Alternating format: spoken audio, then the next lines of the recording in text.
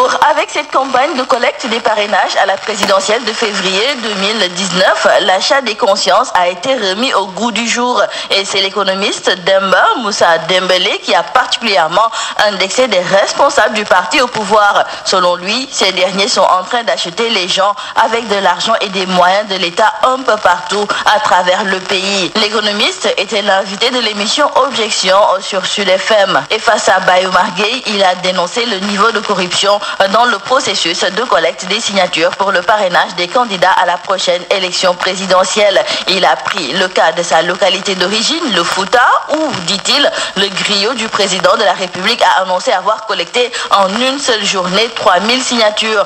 Demba Moussa Dembélé insiste, l'achat des consciences est une réalité. Et au regard de cette situation, nous disent nos confrères de Sud Quotidien, l'économiste a indiqué que l'enjeu de la prochaine élection présidentielle est de réaliser une alternative crédible avec des hommes et des femmes qui ont une autre vision de gérer le pays et qui sont capables d'assainir rigoureusement le système. Sinon, l'argent va polluer la démocratie sénégalaise. Et l'invité de Bayo Marguey a également dénoncé l'inertie des régimes qui se sont succédés à la tête du pays depuis Diouf jusqu'à Macky Sall face à la problématique des inondations. Selon lui, nonobstant ce qui se dit sur la prise en charge, cette problématique n'est pas une priorité pour les autorités. Et pour attester ses propos, il a ainsi rappelé les milliards et les centaines de millions qui, selon lui, sont gaspillés dans des futilités par des hommes politiques, alors que les inondations sont une question essentielle qui provoque chaque année des pertes en vies humaines dans la banlieue dakaroise. Pour en revenir à la présidentielle de 2019, nos confrères de Sud Quotidien nous indiquent que Thierno Bocoum a procédé ce samedi au lancement de son programme de campagne électorale pour la présidentielle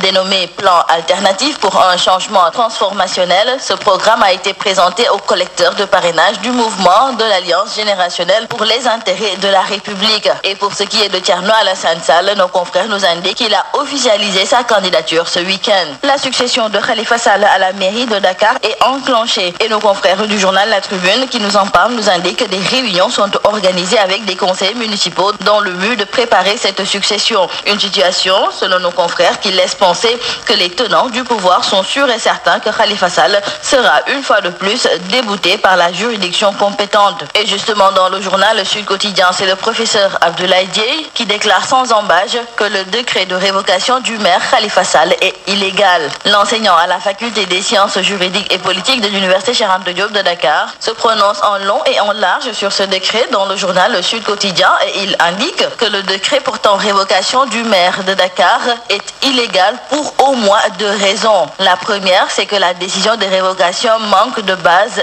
légale et la seconde, le décret de révocation n'est pas motivé. Les propos du professeur Abdoulaye Dieye sont à lire dans Sud Quotidien. Le Premier ministre Mohamed Boun Abdallah Dionne a présidé samedi dernier la première édition du Forum du Waalo et selon nos confrères du quotidien Le Soleil qui nous en parle, l'occasion a été saisie par le Premier ministre de rappeler les investissements réalisés dans la vallée du fleuve Sénégal qui selon lui sera dans quelques années le levier d'exportation de riz. Et nous terminons par le sport éliminatoire CAN 2019. Le Sénégal n'a pu remporter le match contre Madagascar hier au stade municipal d'Antananarivo. Les Lions, nous disent nos confrères du quotidien du sport Stade, ont été tenus en échec par les Baréas, 2 buts partout pour le compte de la deuxième journée des qualifications. Pour nos confrères du journal L'Observateur, les Lions, à défaut de gagner, ont sauvé les meubles car au terme d'un match où ils ont mené 2 fois au score avant de se faire rattraper à chaque fois, Sadio Mané et ses équipiers sont repartis de la capitale malgache avec un nul tout de même précieux car malgré ce résultat qui laisse un goût amer avec 2 points perdus au vu du déroulement du match, le Sénégal reste premier de son groupe devant Madagascar, la Guinée équatoriale et le Soudan. Et toujours dans le journal L'Observateur, nos confrères nous indiquent même que les Lions ont pointé un doigt accusateur vers l'arbitre et le président de la Fédération sénégalaise de foot, maître Augustin Senghor, menace de récuser l'arbitre. Et nous terminons par la lutte dans le journal Sunu Lamb. Nos confrères se sont entretenus avec Alioune Dione, c'est le coach de Modulo et ancien coach national. Il se prononce sur le combat tant attendu entre Modulo et Balla Gaye numéro 2.